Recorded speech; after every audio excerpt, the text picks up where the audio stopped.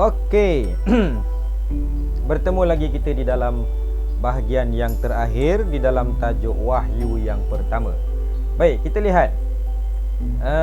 Kita lihat pada muka surat yang ke-105, muka surat yang terakhir. Muka surat terakhir untuk isi tajuk ini.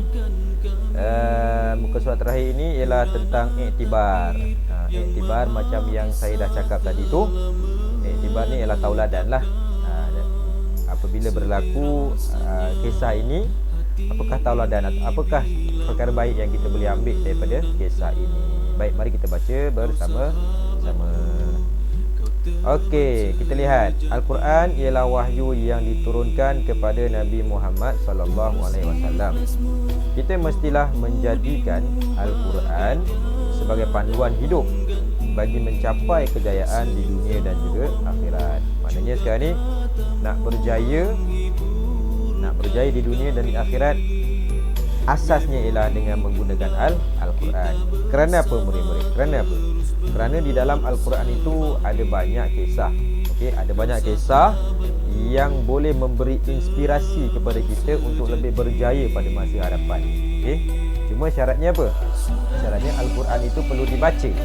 Okey, dibaca dan difahami isi kandungannya. Okey. Macam mana nak tahu, macam mana nak faham? Rajin-rajinlah baca, rajin-rajinlah buka kuliah. Sebab kuliah ke ataupun kelas-kelas pengajian agama itu semuanya asasnya adalah Al-Quran. Jadi daripada situ kita boleh ambil perkara-perkara yang baik, memberi kita inspirasi untuk kita lebih baik ke hadapan. Baik, seterusnya apa? Tauladan daripada kisah tadi. Nabi Muhammad SAW, lihat pada yang warna biru tu. Yang warna biru ni, Nabi Muhammad SAW gigih mendaki Jabal An-Nur untuk ke Gua Hira. Gigih. Semangat gigih itulah yang kita kena ada. Okey. Baik, mencontohi kesungguhan Nabi Muhammad SAW dalam melakukan semua perkara, terutamanya dalam beribadah. Jadi semangat ataupun sifat baginda yang gigih itu, yang kita kena ambil, yang itu yang kita kena buat, yang itu kita kena ambil, jadikan tauladan untuk kita sekarang ni. Kalau buat satu perkara tapi tak serius, tak gigih, hasilnya pun orang tengok pun okey. So daripada kisah ini kita ambillah sifat gigih baginda itu, kita gunakan untuk diri kita sendiri. Baik, yang ketiga, Nabi Muhammad SAW beribadah kepada Allah Subhanahu Wa Taala walaupun masyarakatnya menyembah berhala. Baik, apa tauladan daripada kisah ini? Apa dia punya perkara ni? Kita mesti berpendirian teguh dan tidak terpengaruh dengan anasir tidak baik yang ada di sekeliling kita. Begitu kentalnya Nabi, okey, begitu tetapnya Nabi pada zaman itu. Nabi tetap juga menjalankan kerja-kerja dakwah. Nabi ajak kaum Arab pada ketika itu, kaum jahiliah pada ketika itu, Nabi ajak untuk menyembah Allah. Pada masa itu masyarakat jahiliah pada masa itu menyembah berhala.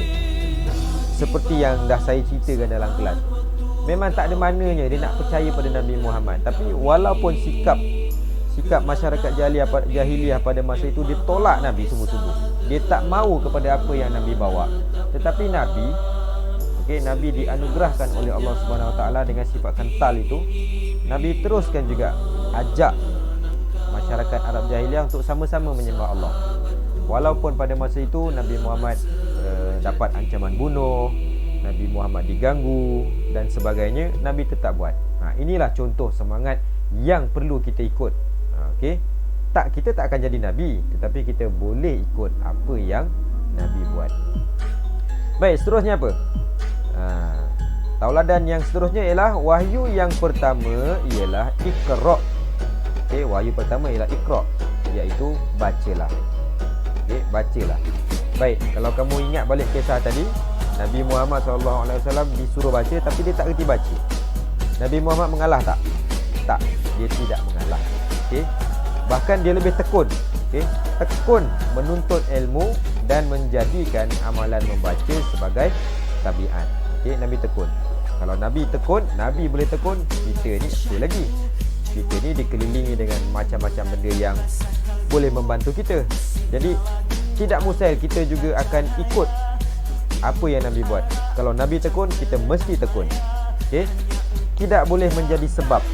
Semua dah ada kat keliling kita. Kita dah ada internet, kita dah ada teknologi, kita dah ada telefon, kita dah ada macam-macam. Jangan jadikan sebab untuk kita malas. Okey. Kalau Nabi yang pada masa tu tak ada apa-apa, WhatsApp tak ada, Telegram tak ada, handphone tak ada, internet tak ada, TV tak ada, Nabi boleh. Kenapa kita ni tidak? Okey. Baik, saya kira sudah tamat ulang kaji kita untuk tajuk Wahyu yang pertama.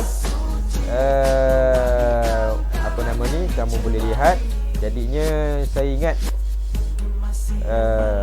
aktiviti untuk tajuk ini ada dalam muka surat 103. Okey, ada dalam muka surat 103. Jadi 103, 102.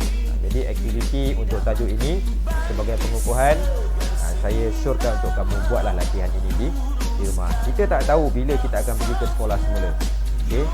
Kita merancang untuk pergi ke sekolah, tetapi Allah tak izinkan untuk kita pergi ke sekolah.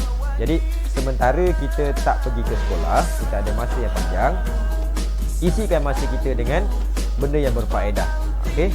Latihan-latihan saya yang dulu-dulu tu tak siap, tolong siapkan. Okey. Baik, saya kira cukup setakat ini. Kita akan sambung lagi insya-Allah pada masa akan datang dengan tajuk yang lain. Sementara nak sampai cuti sekolah ni lah. Kita sekolah pun tak lama lagi.